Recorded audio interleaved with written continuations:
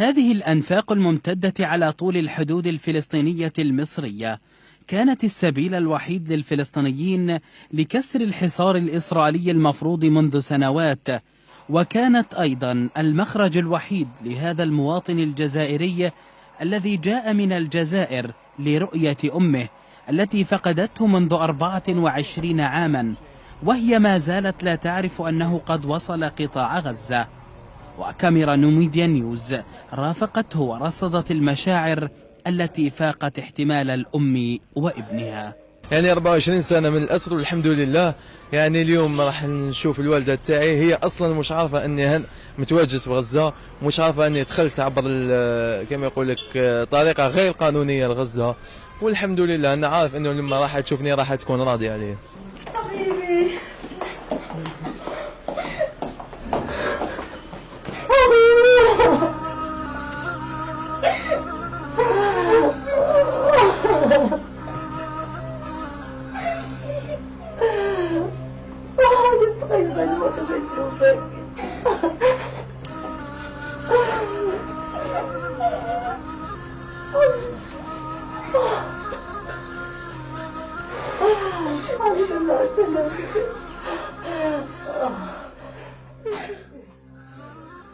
وأخيرا انتهى الطريق الشوق والحنين الذي امتد لسنوات طوال حرم خلالها سفيان من رؤية أمه. وهذه المشاعر ليست فيلما دراميا، ولكنها حقيقة عاشها الابن مع أمه للحظات طويلة من العناق، ولم تفارقهما دموع الفرحة ولو للحظات.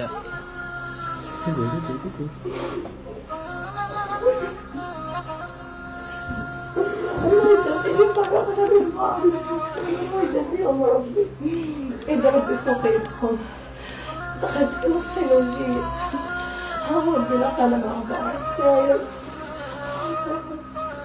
آخر الدنيا ولقانا مع بعض. إيش استفاد والله. الحمد لله من السيد.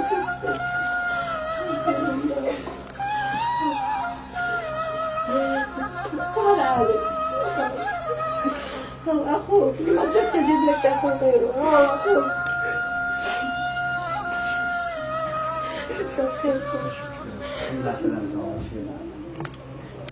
كأم نتمنى كل وحدة تتمنى ابنها يكون جنبها، هذا طبيعي، بس لكان الظروف حكمت إنه مستقبله ابني في مكان ما قلبي وقلبه مربوطين مع بعض، يعني إحساسي وروحي مربوطين ببعض. المهم نسمع صوت بعض ومن فترة لفترة نشوف بعض، ما فيهاش مشكلة عندي الحمد لله. يعني اللحظة هاي اللي شفت فيها ابني بتكفيني، والحمد لله نحمد الله ونشكره على اللحظة هاي. أنا كنت نتمنى نشوفه ساعة، ما نكونش طماعة أكتر من هيك. طولوا 5 أيام، 5 أيام يعني خير وبركة. فهذا هو إذن سفيان طيلة حياته، وهو ينتظر هذه اللحظات التي يلتئم فيها شمله ويتناسى فيها طفولة عاشها بعيدا عن الحنان وبين ثنايا الضياع. وعلى أرض فلسطين كان مسرح اللقاء.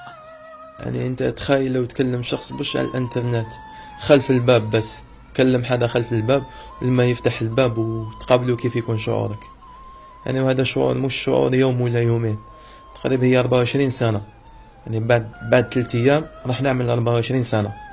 مش الوالدة تاعي مش مشتاش، يعني شايفها من قبل، ولا أنا الوالدة تاعي ما كنتش نعرفها أصلا. ما تلهاش لأنه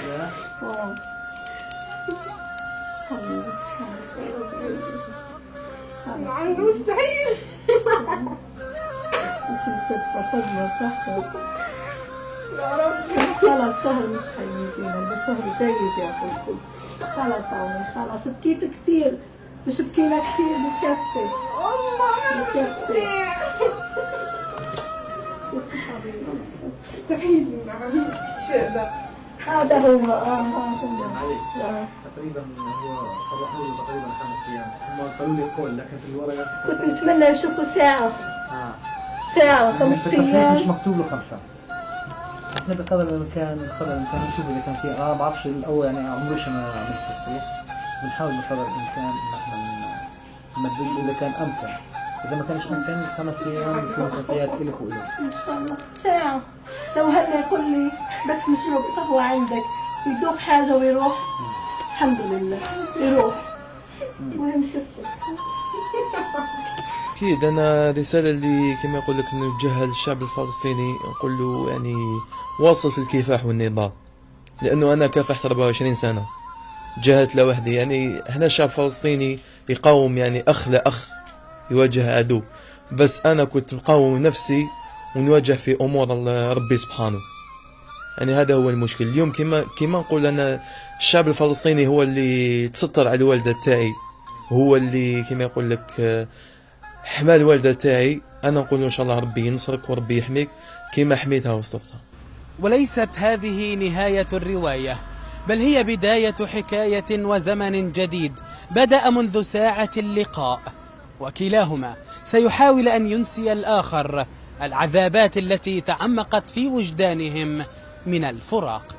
محمد أبو السلامة، نوميديا نيوز، غزة، فلسطين المحتلة.